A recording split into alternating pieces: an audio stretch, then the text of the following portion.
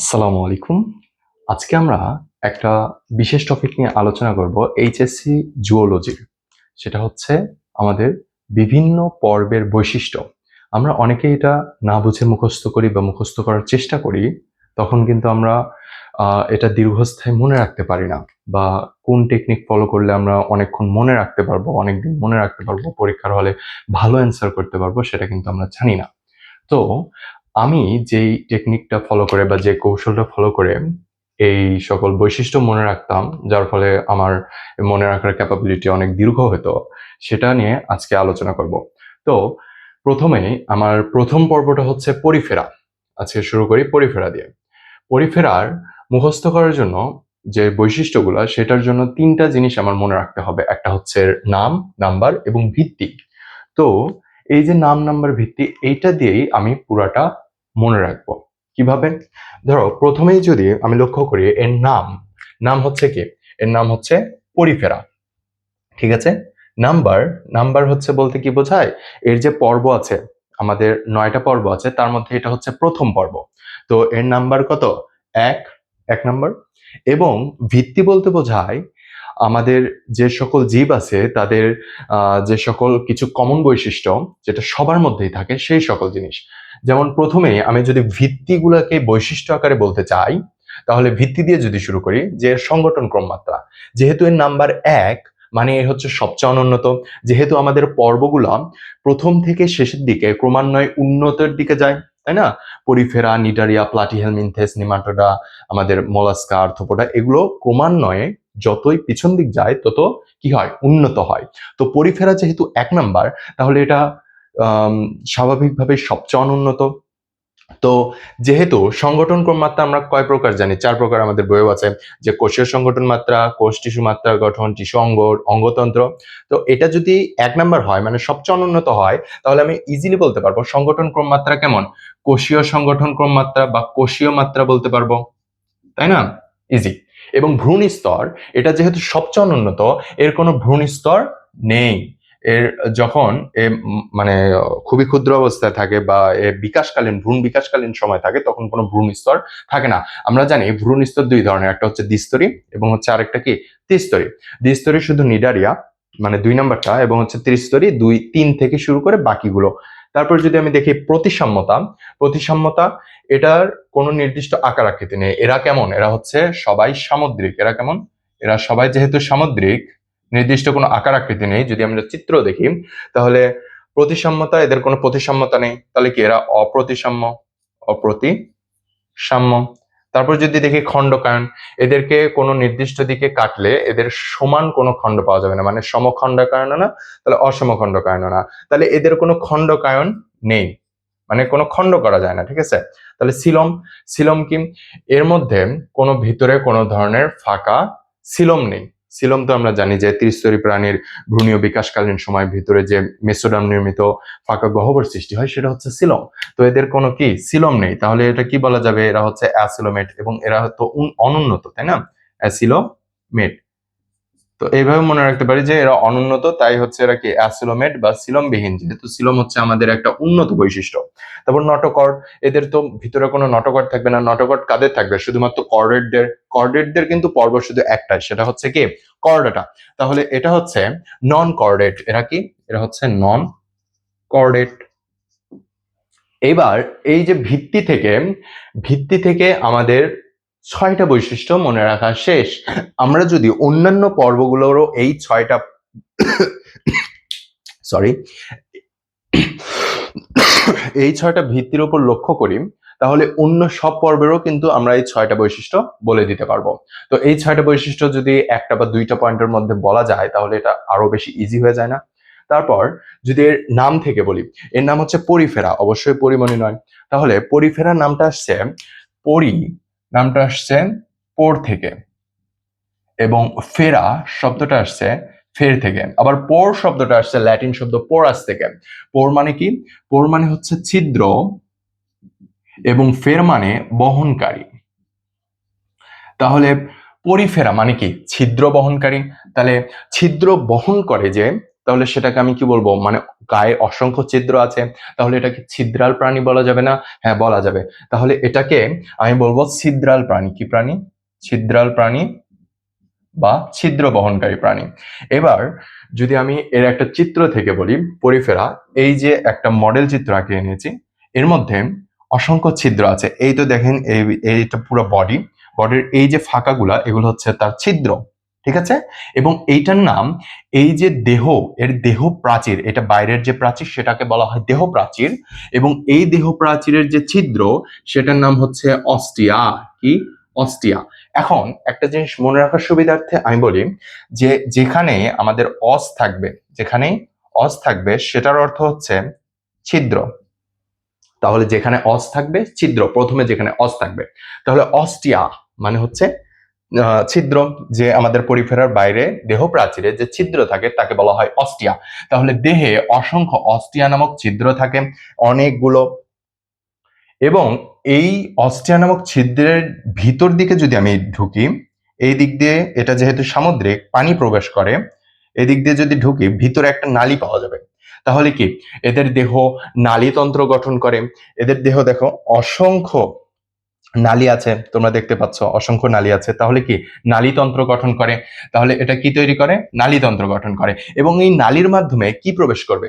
অবশ্যই এদের খাদ্য লাগবে, অক্সিজেন লাগবে, এবং কি এদের প্রজননের জন্য শুক্রাণু প্রবেশ করতে হবে।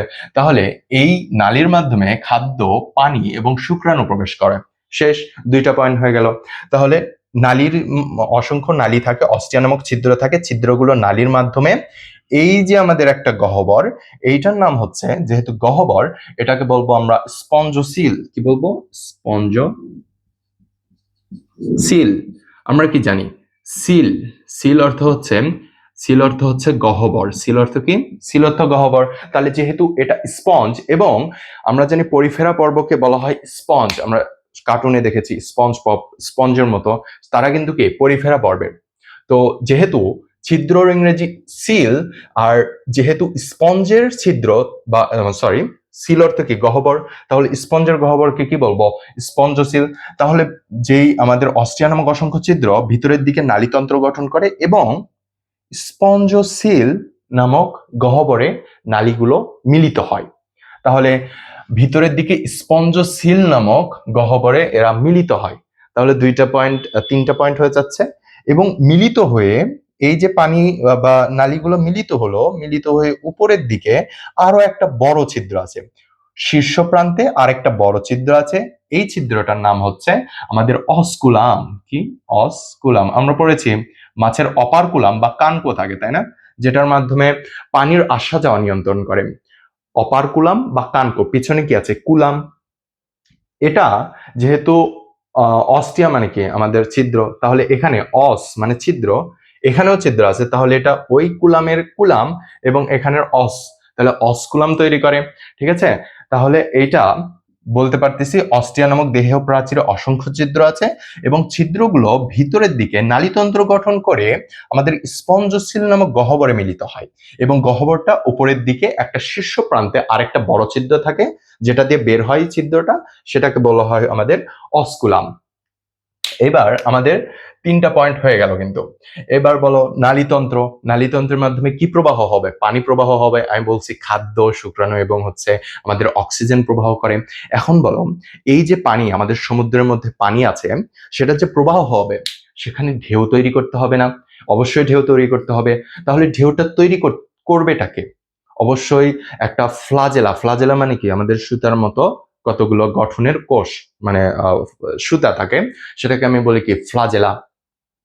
তো ফ্লাজেলা যদি থাকে এর ভিতরে, তাহলে পানি প্রবাহটা কিন্তু ভালো হবে, এরকম করে সুইং করে পানিটা প্রবাহ করতে পারবে। তাহলে এর মধ্যে যদি ফ্লাজেলা যুক্ত কিছু কোষ থাকে, তাহলে কিন্তু আমাদের কি পানি প্রবাহটা অনেক ইজিয়ার হবে না? তাহলে সেই জন্য সৃষ্টিকর্তা এর মধ্যে পানি প্রবাহের জন্য ফ্লাজেলা যুক্ত এক ধরনের কোষ দিয়েছেন, নাম হচ্ছে কোয়ানোসাইট। তাহলে পানি প্রবাহের জন্য নালীতন্ত্রে কি লাগবে? কোয়ানোসাইট নামক ফ্লাজেলা যুক্ত কোষ। এটা কি? ফ্লাজেলা যুক্ত কোষ। এবং আলিম স্যার বই আছে কোয়ানোসাইটের আরেক নাম বা বাংলা নাম হচ্ছে কলার কোষ। কি কোষ? কলার কোষ। তাহলে কোয়ানো মানে হচ্ছে কলার এবং সাইট মানে কোষ, তাহলে কোয়ানোসাইট মানে কি কলার কোষ। এবং এটা কি যুক্ত কোষ? ফ্লাজেলা যুক্ত কোষ, যেন পানির প্রবাহটা নিয়ন্ত্রণ করতে পারে। এইবার ফ্লাজেলা যুক্ত কোষ কোয়ানোসাইট। এখন বলো, কোয়ানোসাইট হচ্ছে একটা কোষের নাম। কোয়ানোসাইট দিয়ে যে ত্বকটা তৈরি হয়েছে ভিতরে, সেটাকে আমি কি বলবো? ত্বক মানে ডার্ম। তাহলে কোয়ানোসাইট দিয়ে তৈরি ডার্ম মানে ত্বক, তাহলে সেটাকে আমি বলতে পারি কোয়ানোডার্ম। তাহলে ভিতরের দিকে যে আবরণটা আছে বা ভিতরের যে ত্বকটা আছে সেটার নাম আমাদের কোয়ানোডার্ম। তাহলে ভিতরের দিকে কোয়ানোডার্ম তৈরি করে। এবং আমি যদি লক্ষ্য করি, পরিফেরার বাইরে অসংখ্য কাঁটা থাকে। আমাদের যেমন পিন মানে কাঁটা বলতে পারি, পিন সুই, তেমনি এটাকে বলা হয় পিনাকোয়ার্ডাম, মানে বাইরের পিনযুক্ত ত্বক, সেটাকে বলবো পিনাকোয়ার্ডাম। তাহলে ভিতরে কোয়ানোডার্ম, বাইরে পিনাকোয়ার্ডাম। এবং ভিতরে পিনাকোয়ার্ডাম এবং কোয়ানোডার্মের মাঝখানে এক ধরনের জিলেটিনাস আবরণ থাকে, জেলির মতো। জিলেটিন এক ধরনের প্রোটিন, সেটা জেলির মতো এক ধরনের আবরণ তৈরি করে বা ভিতরে পিচ্ছিল জেলির মতো তৈরি করে, সেটাকে বলা হয় মেসোহিল।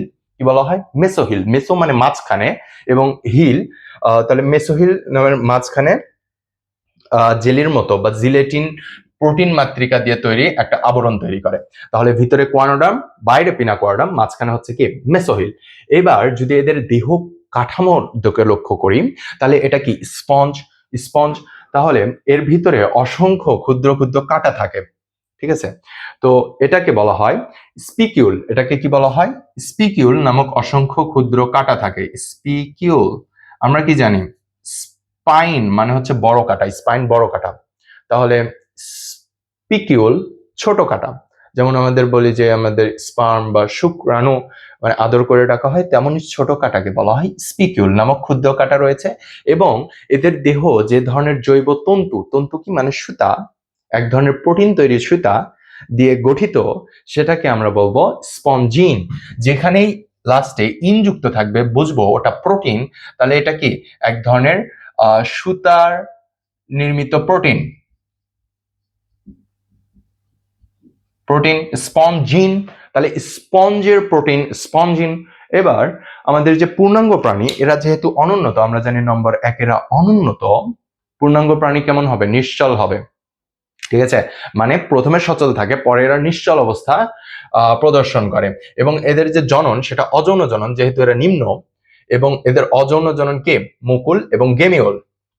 ঠিক আছে, মুকুল মানে কি বাট তৈরি করে, এবং গেমিউল আরেক ধরনের অযৌন জনন পদ্ধতি। এরপর আমি কি বলবো? আমাদের লার্ভা দশা। এই যে আমাদের পরিফেরা আছে, এদের দুই ধরনের লার্ভা দশা আছে। একটা হচ্ছে অ্যাম্ফিব্লাস্টুলা, আর একটা হচ্ছে প্যারেনকাইমুলা। অ্যাম্ফিব্লাস্টুলা, প্যারেনকাইমুলা। এটা যদি আমি মনে রাখতে চাই, তাহলে মনে রাখবো পরি আপা। পরি আপা দিয়ে মনে রাখবো, যে পরিমণি আপা আছে না, বা পরিমণি আপা দিয়েও মনে রাখতে পারি। পা, আতে অ্যাম্ফিব্লাস্টুলা, পাতে প্যারেনকাইমুলা। তাহলে এই যে পরিফেরাল লার্ভা দশা আছে, আমাদের দুই ধরনের লার্ভা দশা আছে, একটা হচ্ছে অ্যাম্ফিব্লাস্টুলা আর প্যারেনকাইমুলা। যদি ভুলে যাই তাহলে মনে রাখবো পরিয়াপা। তাহলে আতে অ্যাম্ফিব্লাস্টুলা, পাতে প্যারেনকাইমুলা। এইভাবে কিন্তু ইজিলি আমরা পরিফেরার বৈশিষ্ট্যটা মুখস্থ করতে পারবো, এবং আশা করব যে এইটা, এই যে আমাদের নাম নাম্বার ভিত্তি, এটার মাধ্যমে আমরা দীর্ঘস্থায়ীভাবে মনে রাখতে পারবো। Thank you. আসসালামু আলাইকুম।